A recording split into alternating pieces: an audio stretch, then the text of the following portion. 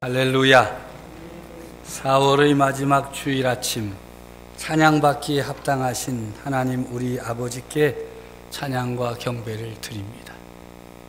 오늘 찬양을 들으면서 마스크 쓰고 저렇게 찬양 잘하는 찬양대는 전 세계적으로 없을 것이다 라는 혼자 생각을 했습니다. 할렐루야. 코로나19 팬데믹으로 전 세계가 신음하며 사망자가 속출하는 가운데 있음에도 우리나라는 확진자가 1일 10명 내외로 또 사망자는 없다가 있다가 아주 적은 단계로 들어서게 되어서 이제 생활 방역의 단계로 옮겨갈 수 있게 되었습니다. 국내외적으로 여러 가지 소리를 들으면서도 묵묵히 자신들에게 주어진 방역의 임무를 감당한 방역 관계자들, 또 자발적으로 달려가서 생명 지키기에 힘쓴 의병들, 또 이 모든 일들이 원활하게 진행되도록 소리 소문 없이 수고하고 희생한 행정 관계자들, 경제적으로 이해관계를 따지지 않고 발빠르게 진단 시약을 개발하여 공급하므로 확진자를 찾아내는 데 엄청난 공헌을 한 제약업체들, 그리고 정부의 강력한 사회적 거리두기 운동에 적극적으로 참여한 우리 국민들이 하나 되어 이룬 쾌거라고 할 수 있습니다. 그로 인해 우리나라 대한민국은 국가의 위상이 높아지고 우리 대통령은 수많은 외국의 대통령과 수상들로부터 지원을 요청받는 전화와 편지를 받으면서 세계적인 지도자로 존경받는 자리에 있게 되었습니다. 이제는 우리가 도울 때라고 선언하고 6.25 전쟁 때 우리를 도왔던 나라들에게 이제는 우리가 당신들을 돕겠다고 코로나19 진단 시약과 방역 물품을 보내는 정부가 자랑스럽고 멋져 보이 감동 그 자체입니다. 이 모든 일 가운데에 함께 하시고 긍휼과 자비를 베풀어 주신 우리 아버지 하나님께 감사를 드립니다. 여전히 모든 상황이 불안하고 걱정되는 일들이 많지만 더 이상 국민들을 묶어둘 수 없는 여러 가지 사정으로 인해서 행정당국은 강력한 사회적 거리두기 운동을 완화해서 사회적 거리 운동을 지키면서 개인이 자신을 지켜나가는 생활방역이라는 새로운 단계를 선언했습니다. 이런 변동의 시간에 교회와 성도들이 해야 할 일이 있습니다. 첫째는 자신을 날마다 점검하는 일입니다. 발열, 기침, 여러 가지 증상이 일어나거든 그때는 스스로에게 멈춤을 선언해야 할 것입니다. 둘째는 외부 활동을 하는 동안 마스크를 계속하여 쓰는 일입니다. 우리 교회는 5월 한 달 동안 계속하여 방역 소독을 하고 발열 체크를 하고 손 소독제를 사용하여 모든 예배 시간에 마스크를 쓰고 예배를 드립니다. 불편하고 힘들겠지만 적극적으로 동참해 주시기를 부탁드립니다. 제일 우리 교역자들 중에서 마스크 안 쓰고 나오다가 다시 들어가는 사람이 있어요. 미리 다 아시는군요. 그래요. 저예요, 저. 무슨 마스크? 알았어. 참 이거 잊어버리지 않고 쓰는 것도 쉽지 않고 또 이 마스크 쓰고 예배 드리는 것도 쉽지 않습니다. 얼마나 답답하겠어요. 그래서 어떤 분은 살짝 코만 이렇게 내려놓는 분도 계신데 매력적이에요. 참 어렵지만 힘들지만 우리 교회와 교회에 속한 성도들은 이 일을 좀 더 적극적으로 해 나가야 되겠어요. 뭐 국가에서 좀 덜 해도 된다 그래도 우리는 계속할 작정이에요. 네? 제 얼굴을 보세요. 계속해요.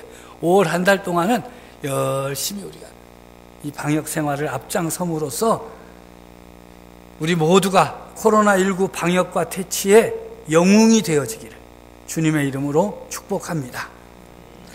존경하고 사랑하는 성도 여러분, 이 어려움을 극복해 나가면서 우리가 해야 할 일이 하나 있습니다. 그것은 흐트러진 우리 신앙의 순수성을 회복하는 일입니다. 뜨거웠던 신앙의 열정을 회복하는 일입니다. 그래서 우리는 날마다 자신의 신앙을 점검해야 하겠습니다. 또 하나는 사람들 앞에서 믿음의 마스크를 쓰는 것입니다.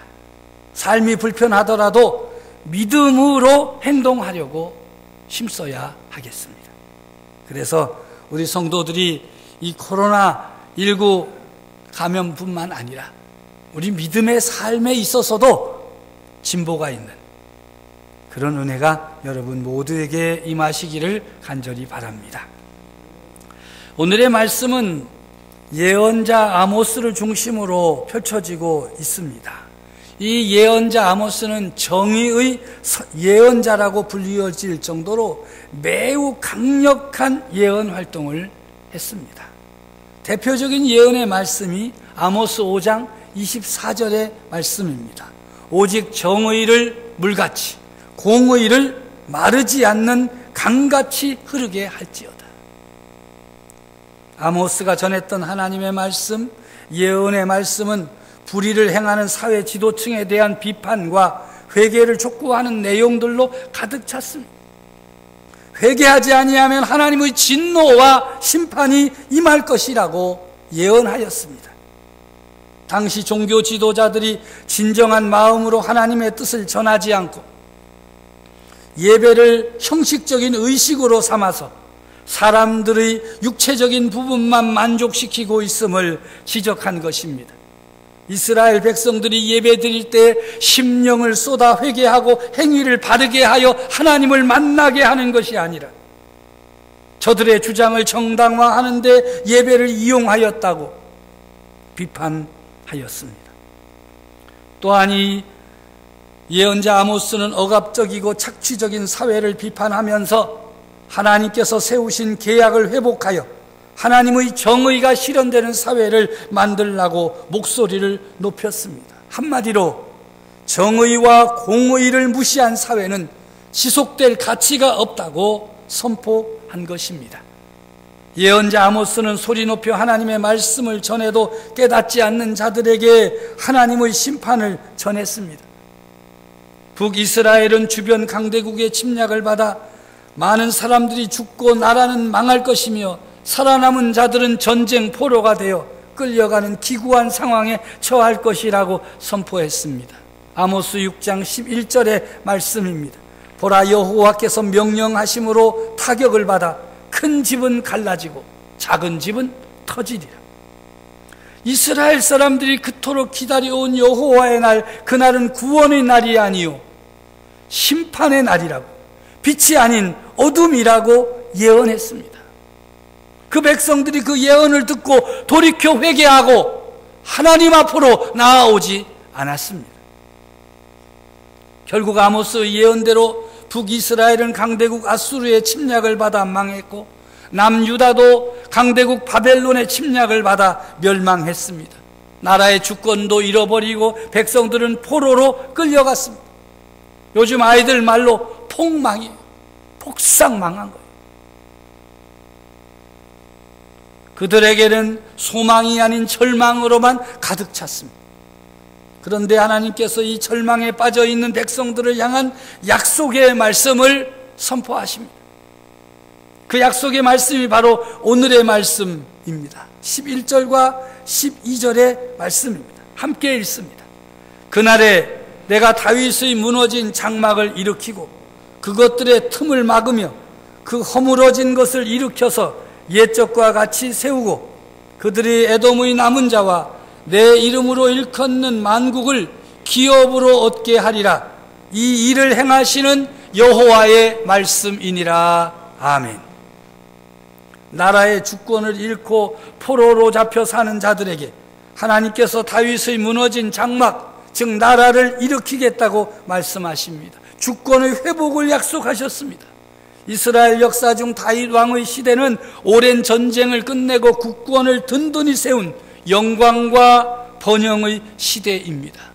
그래서 이스라엘 사람들은 어떤 시절을 가장 사모하느냐? 다윗의 시대입니다. 포로 생활을 하는 이스라엘 사람들에게 과거 다윗 왕의 시대에 누렸던 영광과 번영을 누릴 수 있도록 회복시켜 주시겠다고 하나님은 아모스를 통하여 약속의 말씀을 선포하셨습니다. 그런데 하나님께서 약속하여 주신 이 회복은 주권의 회복으로만 끝나지 않습니다. 영토의 확장으로 이어집니다. 땅을 회복하여 에돔의 남은 자와 만국을 기업으로 얻는 놀라운 복을 누리게 하는 것입니다. 이것이 하나님께서 약속하신 놀라운 회복의 모습입니다. 이 모든 것을 하나님께서 하십니다. 내가 하면 실패하고 넘어지고 쓰러지지만 하나님께서 하시면 분명하고 확실하게 이루어집니다. 세상이 돌아가는 것을 보면 우리가 얼마나 무기력한 존재인가를 확실하게 느끼게 됩니다. 정말 세상 역사가 내 뜻대로 되지 않는 것이 얼마나 많은가를 알 수가 있습니다. 이 코로나19도 마찬가지지요. 이게 뭐 눈에도 보이지 않고 손에도 잡히지 않고 뭐 어디서 어떻게 왔다가 가는지도 알 수가 없습니다. 정말 눈에 조차 보이지 않는 것 때문에 온 나라가, 전 세계가 벌벌 떨고 있습니다. 뭐 좀 눈에나 보여야 한 대 쳐서 어떻게 해보지, 뭐 아무런 대책이 없어요. 그 작고 작은 것 하나 때문에 전 세계가 이렇게 요동하고 우리가 겁을 먹고 예배 시간에 마스크 쓰고 막 온갖 난리를, 이런 일이 없었잖아요. 그것도 지금의 과학과 문명이 얼마나 발전하고 뭐 우리가 못할 것이 없고 어디를 가고 뭐 그렇게 소리를 높였는데 눈에 보이지 않는 바이러스 하나 때문에 사람이 수만 명이 죽었고,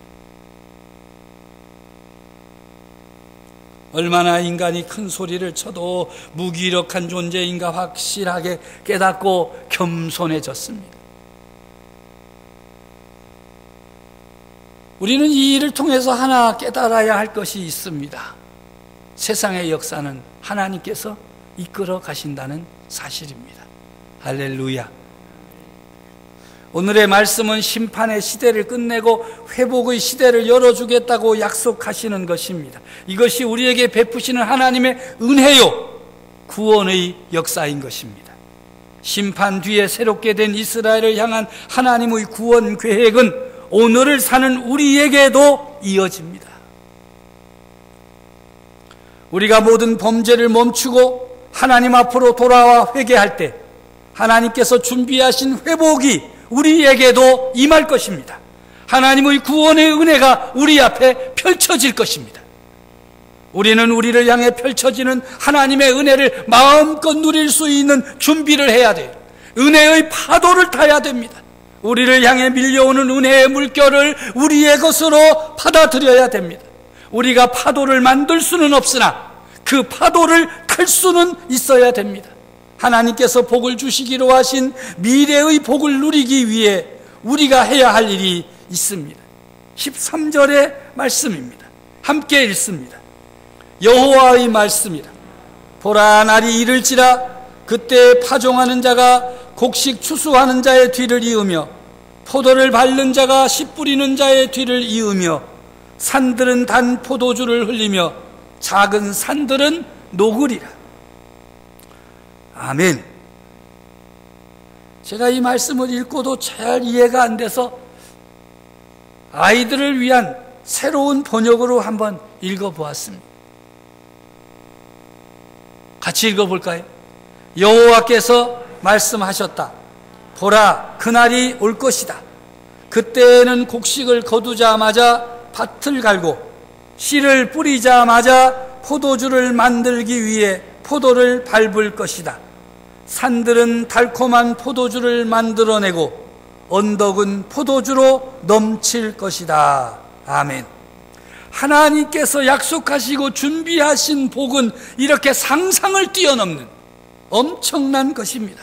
하나님께서는 회개하고 돌아오는 성도들을 두 팔로 안으시며 준비해 두신 복을 부어주실 것입니다.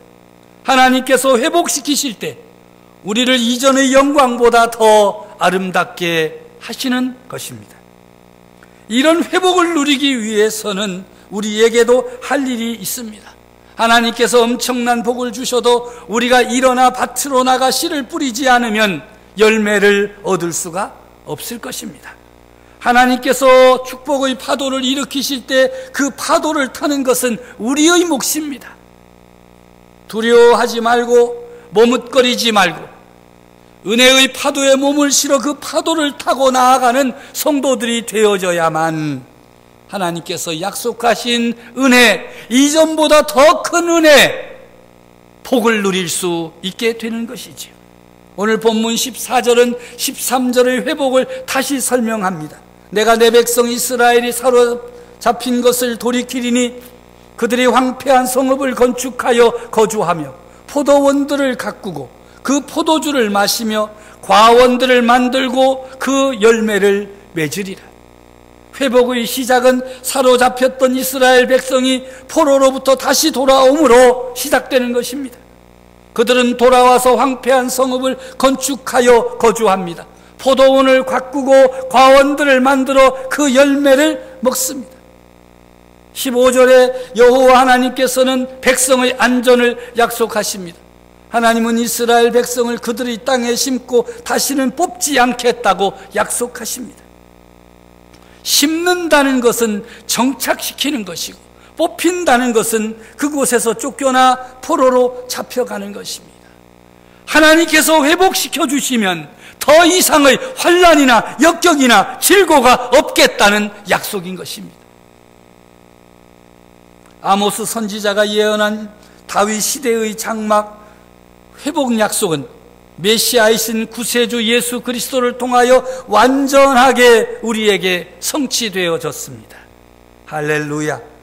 하나님의 약속은 반드시 이루어지고 성취되어진다는 믿음으로 하나님의 말씀, 약속의 말씀을 붙들어야 됩니다. 약속의 말씀을 붙들고 일어나야 됩니다. 약속의 말씀을 붙들고 엎드려 기도하며 간구해야 합니다. 약속의 말씀을 붙들고 우리에게 맡겨진 사명의 삶을 살아야 할 것입니다. 제대로 살아가기가 힘겨워진 세상입니다. 꿈을 따라가다가 실패한 이들이 너무나도 많은 시대를 살고 있습니다. 비전을 상실한 채 힘겹게 살아가는 것이 오늘 우리의 모습일 수도 있습니다. 그럼에도 우리는 하나님 앞으로 돌아와 언제나 새로운 꿈을 꾸어야 하겠습니다. 하나님께서 주시는 거룩한 소망을 품고 아름다운 미래를 이루어 가기 위한 꿈을 꾸어야 하겠습니다. 이스라엘의 회복이 하나님의 전적인 은혜인 것처럼 우리 삶의 회복 또한 하나님의 전적인 은혜입니다. 그 은혜, 하나님의 전적인 은혜를 우리가 믿음으로 받고 소망 가운데 받아들이고 이제 그 은혜를 누리며 살아가야 할 때가 된 것입니다. 어떻게 하여야 하나님의 전적인 은혜를 누릴 수 있겠습니까? 성경은 우리에게 가르쳐 말씀하시기를 우상과 죄로부터 벗어나라, 그들로부터 자유하라 말씀하십니다. 더 이상 이방 왕에게 자신의 삶을 맡기지 말라 말씀하십니다. 하나님의 백성으로서 자신의 삶을 하나님의 은혜 아래 두는 것입니다. 이제 우리가 일을 해야 할 차례입니다. 각자의 인생에서 해야 할 일들이 반드시 있습니다. 그 일들을 발견해야 됩니다. 그리고 하나님께서 기뻐하실 거룩한 꿈과 비전을 새롭게 해야 하겠습니다. 하나님의 말씀을 붙들고 하나님께서 우리에게 맡겨주신 사명의 삶을 감당하는 성도들이 되시기를 바랍니다. 하나님의 말씀을 붙들고 일어설 때 거룩한 비전을 이룰 수 있을 것입니다. 우리를 통해 일하시기를 원하시는 하나님을 바라보며 응답의 삶을 살아가는 성도들이 되어지기를 간절히 바랍니다. 이것이 바로 오늘 성도 여러분들을 향한 하나님의 말씀이며 하나님의 뜻입니다. 기도합시다. 은혜와 사랑이 충만하신 하나님 우리 아버지, 오늘도 우리로 하나님의 말씀 앞에 서게 하시니 감사합니다. 특별히 회복의 말씀을 허락해 주셔서 찢기고 상한 심령들이 소망을 품을 수 있게 하시니 감사합니다. 주저앉고 무너져 내렸던 성도들이 다시금 소망을 품고 일어설 수 있게 하시니 감사합니다. 여호와의 말씀이니라, 여호와의 말씀이니라 거듭거듭 강조하며 회복시키시고 소망을 주시는 하나님 우리 아버지, 이 시간도 말씀을 선포해 싸우니 성도들의 심령마다 하나님의 말씀이 자리하고 그 말씀의 능력으로 회복되고 소망을 품고 믿음의 삶을 살아갈 수 있도록 도와주시옵소서. 예수님의 이름으로 기도하옵나이다. 아멘.